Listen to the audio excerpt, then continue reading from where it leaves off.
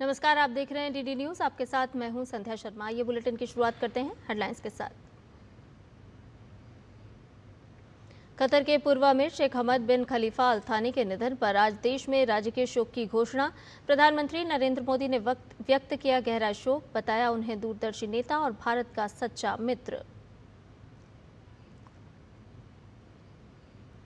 रक्षा मंत्री राजनाथ सिंह आज करेंगे लखनऊ कानपुर एक्सप्रेसवे का उद्घाटन। गंगा एक्सप्रेसवे से होगा सीधा कनेक्शन, औद्योगिक और आर्थिक विकास को मिलेगी रफ्तार।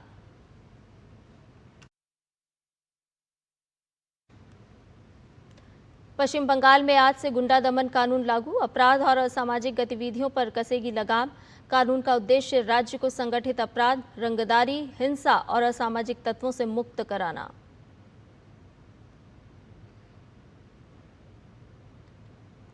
अमेरिका और ईरान ने एक दूसरे पर हमले किए तेज। ईरान ने किया कुवैत में अमेरिकी मिलिट्री बेस पर हमले का दावा। स्ट्रेट ऑफ हॉर्मुज बंद होने के बाद कच्चे तेल की कीमतों और अमेरिकी डॉलर में उछाल।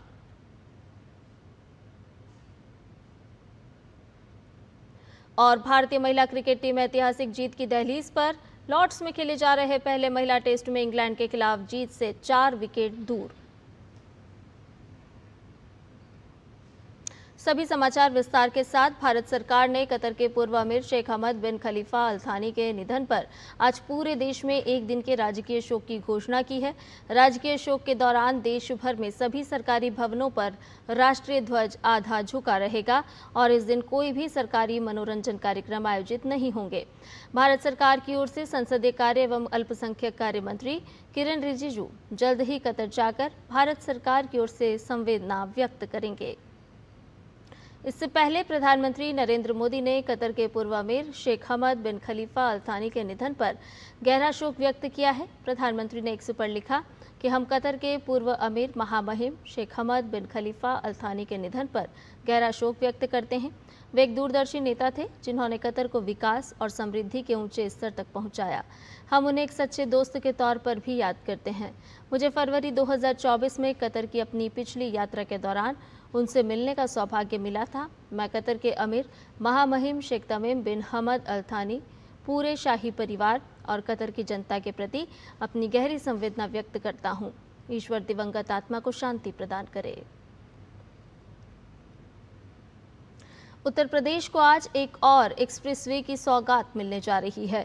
रक्षा मंत्री राजनाथ सिंह बहुप्रतीक्षित लखनऊ कानपुर एक्सप्रेसवे का उद्घाटन करेंगे। इस कार्यक्रम में केंद्रीय सड़क परिवहन एवं राजमार्ग मंत्री नितिन गडकरी और मुख्यमंत्री योगी आदित्यनाथ भी मौजूद रहेंगे। 63 किलोमीटर लंबे इस 6 लेन एक्सेस कंट्रोल्ड एक्सप्रेसवे के शुरू होने के बाद लखनऊ से कानपुर के बीच 3 घंटे का सफर केवल 35 से 45 मिनट का रह जाएगा। ये एक्सप्रेसवे सीधे आगरा लखनऊ एक्सप्रेसवे, पूर्वांचल एक्सप्रेसवे और गंगा एक्सप्रेसवे से जुड़ेगा, जिससे प्रदेश के विभिन्न हिस्सों के बीच कनेक्टिविटी और भी बेहतर होगी। उन्नाव के पास गंगा एक्सप्रेसवे से जुड़ने के बाद पश्चिमी उत्तर प्रदेश से लेकर प्रयागराज और पूर्वांचल तक आवागमन पहले से ज़्यादा सुगम हो जाएगा। लखनऊ कानपुर एक्सप्रेसवे केवल यात्रा को आसान बनाने वाला मार्ग नहीं है, बल्कि प्रदेश के औद्योगिक और आर्थिक विकास को नई गति देने वाला साबित होगा। इसके माध्यम से उद्योगों, लॉजिस्टिक्स हब, वेयरहाउसिंग, निवेश और रोजगार के नए अवसरों को बढ़ावा मिलेगा। इस एक्सप्रेसवे के शुरू होने से यात्रियों को जाम से राहत मिलेगी। समय और ईंधन की बचत के साथ साथ परिवहन व्यवस्था भी अधिक तेज और सुविधाजनक होगी। एक्सप्रेसवे पर केवल 4 पहिया और उससे बड़े वाहनों को ही अनुमति होगी। पूरे मार्ग पर अत्याधुनिक इलेक्ट्रॉनिक टोल कलेक्शन सिस्टम, आधुनिक इंटरचेंज और बेहतर यातायात सुविधाएं उपलब्ध कराई गई हैं। लखनऊ कानपुर एक्सप्रेसवे उत्तर प्रदेश के बुनियादी ढांचे के विकास में एक और महत्वपूर्ण मील का पत्थर साबित होगा, जो प्रदेश की कनेक्टिविटी, अर्थव्यवस्था और विकास की रफ्तार को नई ऊंचाइयों तक पहुंचाएगा। पश्चिम बंगाल में असामाजिक गतिविधियों पर लगाम लगाने के लिए आज से गुंडा दमन कानून लागू हो गया है। इस कानून का उद्देश्य राज्य को संगठित अपराध, रंगदारी, हिंसा और असामाजिक तत्वों से मुक्त करना है। बीते 29 जून को विधानसभा के एक दिवसीय विशेष सत्र में पश्चिम बंगाल लोक सुरक्षा एवं असामाजिक गतिविधि नियंत्रण विधेयक 2026 यानी गुंडा नियंत्रण कानून को पारित किया गया था। इस कानून के तहत पुलिस को संदिग्ध असामाजिक तत्वों को बिना चार्जशीट दाखिल किए या मुकदमा चलाए 1 साल तक हिरासत में रखने का अधिकार दिया गया है। साथ ही अपराध से अर्जित अवैध संपत्ति को जब्त करने और दंगों के दौरान सरकारी या फिर निजी संपत्ति को नुकसान पहुंचाने पर उसकी भरपाई के लिए संपत्तियों को कुर्क करने का प्रावधान है। इस कानून के तहत पुलिस के पास आदतन अपराधियों को कुछ निर्दिष्ट क्षेत्रों या जिलों से बाहर निकालने का आदेश देने का अधिकार भी मिलेगा। सरकार का कहना है कि ये कानून संगठित अपराध और असामाजिक गतिविधियों पर प्रभावी नियंत्रण लगाने में मदद करेगा। इससे आम नागरिकों की सुरक्षा बढ़ेगी और राज्य में शांति एवं कानून व्यवस्था बनाए रखने में मजबूती आएगी। वाणिज्य और उद्योग मंत्री पीयूष गोयल आज से 17 जुलाई तक स्पेन, बेल्जियम और फिनलैंड की यात्रा पर रहेंगे। इस दौरान वे उच्च स्तरीय भारतीय व्यापार प्रतिनिधि मंडल का नेतृत्व करेंगे। ये यात्रा व्यापार, निवेश, प्रौद्योगिकी, नवाचार और स्थिरता पर ध्यान केंद्रित करते हुए पूरे यूरोप में आर्थिक साझेदारी को मजबूत करने के लिए भारत की प्रतिबद्धता को रेखांकित करती है। प्रतिनिधिमंडल में उन्नत विनिर्माण, स्वच्छ ऊर्जा, डिजिटल प्रौद्योगिकी, रत्न एवं आभूषण, खाद्य प्रसंस्करण, स्वास्थ्य सेवा और डिजाइन जैसे क्षेत्रों की प्रमुख भारतीय कंपनियों के प्रतिनिधि शामिल होंगे। पीयूष गोयल आज स्पेन में भारत स्पेन व्यापार गोलमेज सम्मेलन में हिस्सा लेंगे। इसमें दोनों देशों के उद्योग जगत के प्रतिनिधि मोटर वाहन, नवीकरणीय ऊर्जा, रेलवे, कृत्रिम मेधा, सेमीकंडक्टर, खाद्य प्रसंस्करण और पर्यटन क्षेत्रों में सहयोग और निवेश के अवसरों पर चर्चा करेंगे। इसके साथ ही भारत यूरोपीय संघ व्यापार गोलमेज सम्मेलन और व्यापार एवं प्रौद्योगिकी परिषद की पूर्ण बैठक में प्रत्यक्ष विदेशी निवेश, कारोबार सुगमता, टिकाऊ प्रौद्योगिकी और मजबूत आपूर्ति श्रृंखला जैसे विषयों पर भी चर्चा होनी है। पीयूष गोयल 14 और 15 जुलाई को बेल्जियम में थेल्स ग्रुप के प्रतिनिधि एलन कैवरिन और सिलॉक्स ग्रुप के प्रतिनिधि जन क्रिस्टोफ बोगार्ट के साथ मुख्य कार्यपालक अधिकारी स्तर की बैठकें करेंगे। गोयल 16 और 17 जुलाई को फिनलैंड में भारत फिनलैंड व्यापार गोलमेज सम्मेलन में भाग लेंगे। विदेश मंत्री doctor S Jaishankar Qatar, Bahrain, Kuwait, Oman के बाद अब न्यूयॉर्क और ब्रुसेल्स के दौरे पर रहेंगे। डॉक्टर एस जयशंकर आज न्यूयॉर्क जाएंगे, जहां वो यूएन सुरक्षा परिषद के 2028-29 के कार्यकाल के लिए भारत के आधिकारिक अभियान की शुरुआत करेंगे। इस दौरान संयुक्त राष्ट्र महासचिव एंटोनियो गुटेरेस से भी वो मुलाकात करने वाले हैं। इसके बाद डॉक्टर एस जयशंकर ब्रुसेल्स की यात्रा करेंगे, जहां वो भारत ईयू व्यापार और प्रौद्योगिकी परिषद की तीसरी बैठक में भाग लेंगे और 14-15 जुलाई को ब्रुसेल्स में तीसरी भारत ईयू व्यापार और प्रौद्योगिकी परिषद की बैठक में भाग लेंगे और ईयू तथा बेल्जियम के अपने समकक्षों के साथ बातचीत करेंगे। इस यात्रा का मकसद इन देशों के साथ हमारे द्विपक्षीय संबंधों को मजबूत करना और क्षेत्रीय घटनाक्रमों, साथ ही साथ आपसी हित के मुद्दों पर विचारों का आदान प्रदान करने का अवसर प्रदान करना होगा। मध्य प्रदेश, बिहार और गुजरात की 3 विधानसभा सीटों पर होने वाले उपचुनाव के लिए आज नामांकन दाखिल करने का आखिरी दिन है। मध्य प्रदेश की दतिया, बिहार की बांकीपुर और गुजरात की मंजलपुर सीट पर प्रमुख राजनीतिक दल अपने उम्मीदवारों का नामांकन दाखिल करेंगे। दतिया में भाजपा ने पूर्व गृह मंत्री नरोत्तम मिश्रा की जगह आशुतोष तिवारी को उम्मीदवार बनाया है, जबकि कांग्रेस ने पूर्व विधायक घनश्याम सिंह को टिकट दिया है।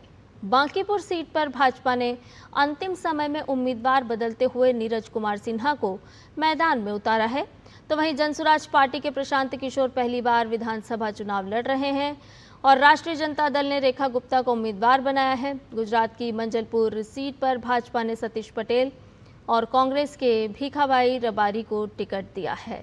निर्वाचन आयोग के कार्यक्रम के अनुसार 14 जुलाई को नामांकन पत्रों की जांच होगी। 16 जुलाई तक उम्मीदवार अपना नाम वापस ले सकेंगे। 30 जुलाई को मतदान होगा और 3 अगस्त को मतगणना होगी। एक देश एक चुनाव के मुद्दे पर देश में बड़े स्तर पर विचार विमर्श की प्रक्रिया तेज हो गई है और इसी कड़ी में इस विषय पर गठित संयुक्त संसदीय समिति आज उत्तर प्रदेश के दौरे पर है। इस अवसर पर भाजपा सांसद अनुराग सिंह ठाकुर ने बताया है कि संयुक्त संसदीय समिति आज उत्तर प्रदेश सरकार और कानून व्यवस्था के शीर्ष अधिकारियों के साथ व्यापक बैठकें कर रही है।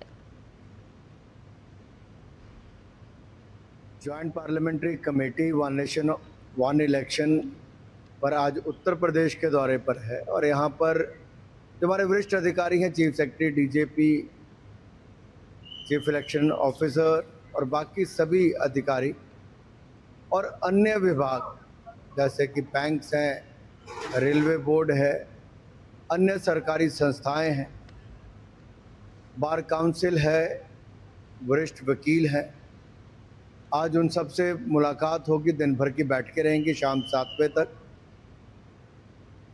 भारतीय अंतरिक्ष अनुसंधान संगठन यानी इसरो ने गगनयान क्रू मॉड्यूल सिस्टम के 3 महत्वपूर्ण परीक्षण पूरे कर लिए हैं। ये परीक्षण अंतरिक्ष यात्रियों की सुरक्षा और क्रू मॉड्यूल की सुरक्षित वापसी सुनिश्चित करने की दिशा में एक बहुत बड़ी कामयाबी है।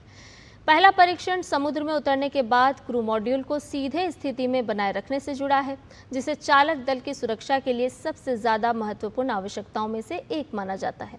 दूसरे परीक्षण में अम्बिलिकल मैकेनिज्म के अलग होने की प्रक्रिया की जांच की गई, जो क्रू मॉड्यूल और सर्विस मॉड्यूल के बीच कड़ी का काम करता है। तीसरे परीक्षण में एपेक्स कवर अलग होने के दौरान क्रू मॉड्यूल की संरचनात्मक मजबूती की पुष्टि की गई। एपेक्स कवर मिशन के दौरान पैराशूट और उनसे जुड़े सबसिस्टम की सुरक्षा करता है। क्रू मॉड्यूल की गति कम करने के लिए पैराशूट खुलने से ठीक पहले इसका सुरक्षित रूप से अलग होना अनिवार्य होता है। इसरो सिस्टम के तीनों चरण सफलतापूर्वक पूरे किए जाने के बाद अब गगनयान मिशन अपने अगले पड़ाव की ओर बढ़ चला है। देश में इलेक्ट्रिक वाहनों को बढ़ावा देने की सरकारी नीतियों का असर अब तेजी से दिखाई देने लगा है।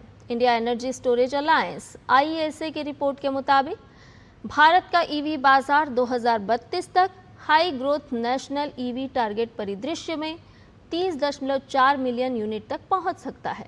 रिपोर्ट के अनुसार 2025 में ईवी बिक्री 2.6 मिलियन यूनिट रही, जो 2024 के मुकाबले करीब 26% ज़्यादा है। कुल वाहन बिक्री में इलेक्ट्रिक वाहनों की हिस्सेदारी बढ़कर 9.5% हो गई है। रिपोर्ट में कहा गया है कि नीति समर्थन, चार्जिंग इंफ्रास्ट्रक्चर के विस्तार और घरेलू विनिर्माण की रफ्तार से ईवी सेक्टर को और मजबूती मिल सकती है। IESA के मुताबिक 2032 तक बैटरी की मांग 362 गीगावाट तक पहुंचने का अनुमान है। बात मौसम की करते हैं। देश के मौसम का मिजाज में इस समय बड़ा फेरबदल देखने को मिल रहा है। जहां एक तरफ देश के कई मैदानी हिस्से में मानसून की रफ्तार फिलहाल सुस्त बनी हुई है, तो वहीं दूसरी तरफ पहाड़ी राज्यों और पूर्वी भारत में कुदरत का रौद्र रूप देखने को मिल रहा है। मौसम विभाग ने आने वाले कुछ दिनों के भीतर पूर्वोत्तर भारत, पश्चिम बंगाल और बिहार के कई इलाकों में मूसलाधार बारिश होने की संभावना जताई है। तो वहीं अगर हम पहाड़ी राज्य उत्तराखंड की बात करें, तो वहां लगातार हो रही मूसलाधार बारिश को देखते हुए मौसम विभाग ने रेड अलर्ट जारी कर दिया है। उत्तराखंड में लगातार हो रही भारी बारिश के चलते राज्य में लैंडस्लाइड की घटनाएं तेजी से बढ़ी हैं, जिससे कई प्रमुख राष्ट्रीय राजमार्ग और संपर्क मार्ग पूरी तरह से ठप हो गए हैं। इस सब के बीच पिछले 3 दिन से राज्य के स्याना चट्टी में भूस्खलन के कारण बंद पड़े यमुनोत्री राजमार्ग को दुरुस्त करने का काम लगातार जारी है। हिमाचल प्रदेश में भी भारी बारिश ने जनजीवन को पूरी तरह अस्त व्यस्त कर दिया है, तो वहीं देश की राजधानी दिल्ली और राजस्थान के कई जिलों में लोग भीषण गर्मी और उमस की दोहरी मार झेल रहे हैं। मौसम विभाग के अनुसार राजस्थान में आगामी दिनों में मौसम पूरी तरह शुष्क बना रहेगा, जबकि पश्चिम बंगाल सहित तमाम पूर्वी राज्यों में भारी बारिश होने की संभावना जताई गई है। इसके साथ ही मौसम विभाग और स्थानीय प्रशासन ने पहाड़ी साथ ही साथ भारी बारिश वाले क्षेत्रों में रह रहे लोगों से पूरी तरह सतर्क रहने और सरकारी दिशा निर्देशों का कड़ाई से पालन करने की अपील की है। ओडिशा के पुरी में विश्व प्रसिद्ध रथ यात्रा के लिए ओडिशा फायर सर्विस ने सुरक्षा के कड़े इंतजाम किए हैं। लाखों श्रद्धालुओं की संभावित भीड़ को देखते हुए अग्निशमन विभाग ने आपात स्थिति से निपटने के लिए विशेष टीमें, आधुनिक उपकरण और त्वरित प्रतिक्रिया व्यवस्था तैनात की है। ये भव्य धार्मिक महाउत्सव आधिकारिक तौर पर 16 जुलाई से शुरू होगा। 9 दिनों तक चलने वाले इस उत्सव में भगवान जगन्नाथ, बलभद्र और देवी सुभद्रा को विशाल रथों पर विराजमान कर गुंडीचा मंदिर ले जाया जाता है। वहीं रथ यात्रा की तैयारियों पर आवास एवं शहरी विकास विभाग के अतिरिक्त मुख्य सचिव उषा पाधी ने कहा कि शहरी विकास विभाग साफ सफाई, कचरा प्रबंधन, साफ पीने का पानी, सड़कों के प्रबंधन जैसी चुनौतियों से निपटने के लिए सक्रिय रूप से काम कर रहा है। The Yatra is biggest event of Odisha, and a lot of people congregate, and there have been a lot of work which is related to urban development department, whether it is sanitation or waste management or clean drinking water, clean roads, stormwater management. Everything comes under the mandate of the urban development department. So we have ensured that all the issues which have been identified as a challenge by the district administration, we have tried to address those issues based on our previous experience also. All those gaps have been addressed. Jammu Kashmir के कठुआ जिले को बड़ी उपलब्धि हासिल हुई है। कठुआ जिले में स्थित लखनपुर को भारत के 50 चुनिंदा शहरों में शामिल किया गया है, जिन्हें केंद्र सरकार की पहल के तहत स्ट्रीट फूड हब के रूप में विकसित किया जाएगा। केंद्रीय राज्य मंत्री डॉक्टर जितेंद्र सिंह ने जम्मू कश्मीर के विकास को प्राथमिकता देने के लिए प्रधानमंत्री नरेंद्र मोदी का आभार जताया। इस प्रोजेक्ट के तहत बुनियादी ढांचे को मजबूत किया जाएगा। पीएम स्वनिधि योजना के माध्यम से छोटे छोटे कारोबारियों और स्ट्रीट वेंडर्स की आजीविका को बेहतर बनाया जाएगा। साथ ही स्थानीय व्यंजनों, पर्यटन और आर्थिक विकास को नई गति दी जाएगी। स्ट्रीट फूड हब पहल का उद्देश्य ऐसे व्यवस्थित, स्वच्छ और विश्व स्तरीय वेंडिंग स्थान विकसित करना है जो भारत की विविध खान पान संस्कृति को बढ़ावा दे और स्ट्रीट वेंडर्स के लिए सम्मानजनक और टिकाऊ रोजगार के अवसर भी सृजित करे।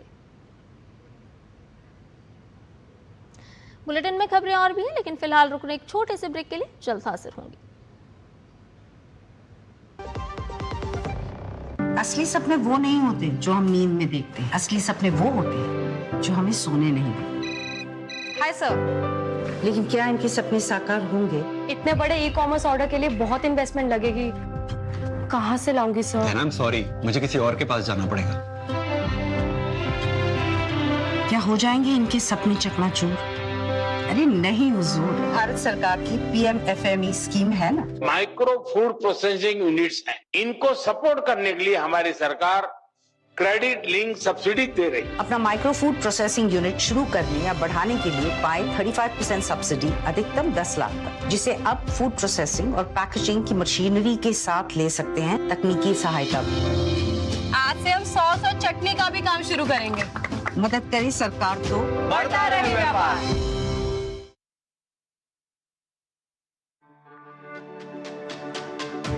मेरी पसंद, मेरी पसंद, मेरी पसंद, मेरी पसंद,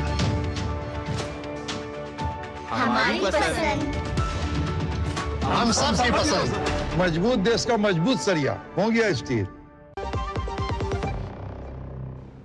ब्रेक के बाद आइए रुक करते हैं अंतर्राष्ट्रीय खबरों का। ईरान और अमेरिका के बीच बढ़ते तनाव के बीच खाड़ी क्षेत्र में हालात लगातार गंभीर बने हुए हैं।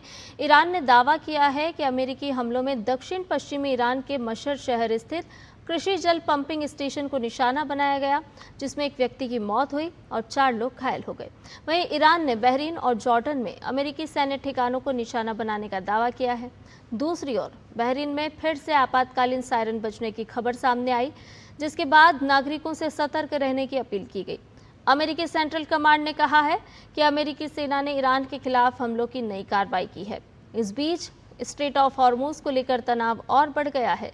इसके साथ ही ईरान और अमेरिका के बीच मिसाइल और ड्रोन हमलों के जवाबी दौरे से क्षेत्रीय सुरक्षा पर चिंता बढ़ गई है। संयुक्त राष्ट्र महासचिव एंटोनियो गुटेरेस ने ईरान और अमेरिका के बीच बढ़ते सैन्य टकराव पर गहरी चिंता जताई है। उन्होंने कहा कि हालिया घटनाक्रम क्षेत्र और दुनिया दोनों के लिए गंभीर परिणाम लेकर आ सकते हैं। अमेरिका और ईरान के बीच बढ़ते तनाव से कच्चे तेल की कीमतों में बढ़ोतरी हुई है। तेल की कीमतों में करीब 4% का उछाल आया है। साथ ही डॉलर की कीमतों में भी उछाल दर्ज किया गया है। पश्चिम एशिया में एक बार फिर तनाव बढ़ जाने की वजह से ग्लोबल मार्केट का मूड बिगड़ा हुआ नजर आ रहा है। पश्चिम एशिया में बढ़ते तनाव और कच्चे तेल की कीमतों में उछाल के बीच एशियाई बाजारों के कमजोर रुख ने भी घरेलू बाजार पर दबाव बनाया है।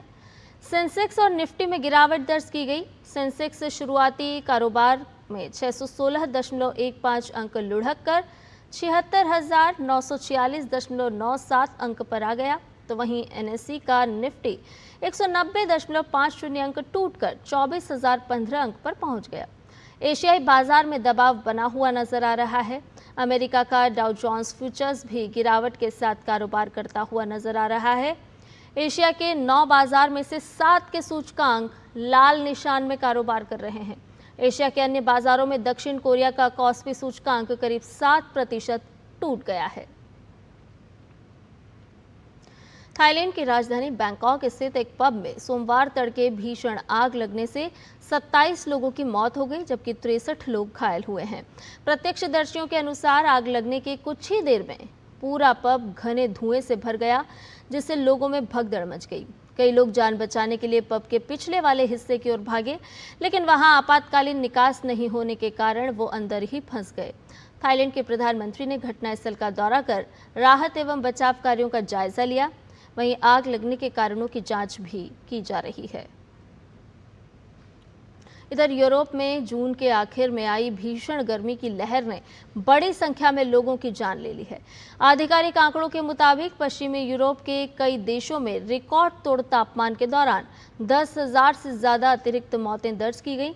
यूरोपीय नेटवर्क यूरोमोमो की ओर से जारी आंकड़ों के अनुसार इन मौतों में सबसे बड़ी संख्या 65 वर्ष और उससे अधिक उम्र के बुजुर्गों की है, जो अत्यधिक गर्मी के प्रति सबसे ज्यादा संवेदनशील माने जाते हैं।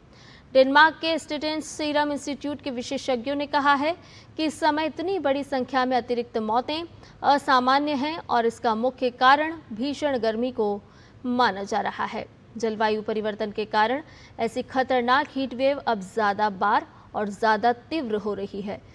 जून के आखिरी सप्ताह में फ्रांस, स्पेन, ब्रिटेन और अन्य यूरोपीय देशों में तापमान ने कई रिकॉर्ड तोड़े। तो वहीं एक अन्य अध्ययन में इंग्लैंड और वेल्स में मई और जून की गर्मी के दौरान करीब 2700 गर्मी से जुड़ी मौतों का अनुमान लगाया गया है। वैज्ञानिकों ने चेतावनी दी है कि लगातार बढ़ते इस वैश्विक तापमान से निपटने के लिए अब बेहतर स्वास्थ्य तैयारियों और ठोस जलवायु कार्रवाई की जरूरत पहले से कहीं ज्यादा बढ़ गई है। लॉर्ड्स के ऐतिहासिक मैदान पर भारतीय महिला क्रिकेट टीम एक अपनी पहली ऐतिहासिक टेस्ट जीत दर्ज करने के मुहाने पर खड़ी है। मैच के तीसरे दिन भारतीय टीम ने इंग्लैंड के खिलाफ खेल के हर विभाग में पूरी तरह दबदबा बनाए रखा। स्टार बल्लेबाज यास्तिका भाटिया के रिकॉर्ड तोड़ पहले टेस्ट शतक और गेंदबाजों के शानदार प्रदर्शन की बदौलत भारत ने इंग्लैंड को जीत के लिए 457 रनों का नामुमकिन सा लक्ष्य दिया। इसके जवाब में दिन का खेल खत्म होने तक भारतीय गेंदबाजों ने इंग्लैंड का स्कोर दूसरी पारी में 130 रन पर 6 विकेट कर दिया। अब क्रिकेट के मक्का कहे जाने वाले मैदान पर इतिहास रचने से हरमनप्रीत कौर की सेना महज 4 विकेट दूर है। यास्तिका ने 113 रन की शानदार पारी खेली। इस मशहूर मैदान पर टेस्ट शतक लगाने वाली पहली महिला क्रिकेटर भी वो बन गईं। इंग्लैंड की दूसरी पारी में सयाली सदघरे, क्रांति गौड़, स्नेह राणा ने 2-2 विकेट हासिल किए। फीफा विश्व कप अब अपने निर्णायक दौर में पहुंच चुका है। दुनिया की सबसे बड़ी फुटबॉल ट्रॉफी की रेस में अब सिर्फ 4 टीमें बची है। अब सभी की निगाहें आर्लिंगटन शहर पर टिकी हैं, जहां फ्रांस और स्पेन के बीच फाइनल में जगह बनाने के लिए हाई वोल्टेज सेमीफाइनल मुकाबला खेला जाएगा। पूरे शहर में इस महामुकाबले को लेकर उत्साह लगातार बढ़ता जा रहा है। दुनिया भर से फुटबॉल प्रशंसक आर्लिंगटन पहुंच रहे हैं और प्रतिष्ठित AT&T स्टेडियम में तैयारियां अंतिम चरण में है। द लास्ट टेक्सास से देखिए हमारे संवाददाता अभिषेक महाजन की ये रिपोर्ट। फीफा विश्व कप का सफर अब अंतिम 4 टीमों तक सिमट चुका है और अर्लिंगटन इस टूर्नामेंट के सबसे बड़े मुकाबलों में से एक की मेजबानी के लिए तैयार हैं। फ्रांस और स्पेन के समर्थक अपनी अपनी टीम की जर्सी पहनकर पूरे जोश के साथ पहुंचने लगे हैं। सब इस बहुप्रतीक्षित सेमीफाइनल का बेसब्री से इंतजार कर रहे हैं। आर्लिंगटन में फीफा वर्ल्ड कप का रोमांच साफ दिखाई दे रहा है और रोमांच का केंद्र है जो मेरे पीछे है AT&T स्टेडियम, जहां स्पेन और फ्रांस आमने सामने होंगे। इस ब्लॉकबस्टर मैच की मेजबानी करेगा AT&T स्टेडियम। 80,000 से ज्यादा की क्षमता और दुनिया के सबसे बड़े कवर्ड स्टेडियम में से एक। ये स्टेडियम कई ऐतिहासिक मुकाबलों की मेजबानी कर चुका है और एक और महामुकाबले के लिए तैयार है। फ्रांस और स्पेन दोनों के सामने लक्ष्य बिल्कुल साफ है। सिर्फ एक जीत उन्हें विश्व कप के फाइनल का टिकट दिला देगी। मुकाबले के 90 मिनट और जरूरत पड़ने पर अतिरिक्त समय या पेनाल्टी शूटआउट तय करेंगे कि खिताब की दौड़ में कौन आगे बढ़ेगा। I'm very excited. I'm right here from Arlington, Texas, and I've been working the World Cup, so it's been a really amazing experience getting to meet different people. I'm excited for France to play. I hope that France is going to be the winner. I love France because I think Mbappé is one of the best players, and I hope France is going to be the winner. France as well. I think they've played extremely well. Mbappe, and also I hope he gets the Golden Boot award for most goals scored in the tournament. So yes. Semifinal की उल्टी गिनती शुरू हो चुकी है और Arlington हजारों football प्रेमियों के स्वागत के लिए पूरी तरह तैयार है। पूरा शहर अब उस ऐतिहासिक मुकाबले का इंतजार कर रहा है जो फीफा विश्व कप के पहले फाइनलिस्ट का फैसला करेगा। आर्लिंगटन में सेमीफाइनल की तैयारियां अब अंतिम दौर में हैं और सेमीफाइनल से पहले इस शहर की धड़कनें भी तेज होती दिखाई दे रही हैं। अब इंतजार है इस महामुकाबले का जहां वर्ल्ड कप की अगली बड़ी कहानी लिखी जाएगी। कैमरामैन शुभम शर्मा के साथ Abhishek Mahajan, DD news, Dallas, Texas. 56वें इंटरनेशनल फिजिक्स ओलंपियाड 2026 में भारत के 5 छात्रों ने गोल्ड मेडल जीतकर देश का नाम रोशन किया है। ये प्रतियोगिता कोलंबिया के बुकारामांगा में 4 से 12 जुलाई तक आयोजित की गई थी। प्रधानमंत्री नरेंद्र मोदी ने विजेताओं को बधाई दी। पीएम मोदी ने 100 पोस्ट के माध्यम से बधाई दी है। गोल्ड मेडल जीतने वाले छात्रों में पुणे के कनिष्क जैन, इंदौर के रिद्धेश अनंत बेंडाले, नई दिल्ली के रशिद गर्ग, मुंबई के श्रेष्ठ सुरैया और अहमदाबाद के स्वरित जोशी शामिल हैं। इस उपलब्धि के साथ भारत ने 87 देशों के 381 प्रतिभागियों के बीच रूस, चीन, कजाकिस्तान, दक्षिण कोरिया और ताइवान के साथ संयुक्त रूप से पहला स्थान हासिल किया। भारत की इस शानदार सफलता का श्रेय Homi Bhabha centre for science education के नेतृत्व में चल रहे ओलंपियाड कार्यक्रम को दिया गया है। ये केंद्र Tata institute of fundamental research का राष्ट्रीय केंद्र है। परमाणु ऊर्जा विभाग के सचिव डॉक्टर अजित कुमार मोहंती ने सभी पदक विजेताओं को बधाई देते हुए कहा कि छात्रों की उपलब्धि पूरे देश के लिए गर्व का विषय है। समाचार में फिलहाल के लिए इतना ही। मुझे दीजिए इजाजत। नमस्कार।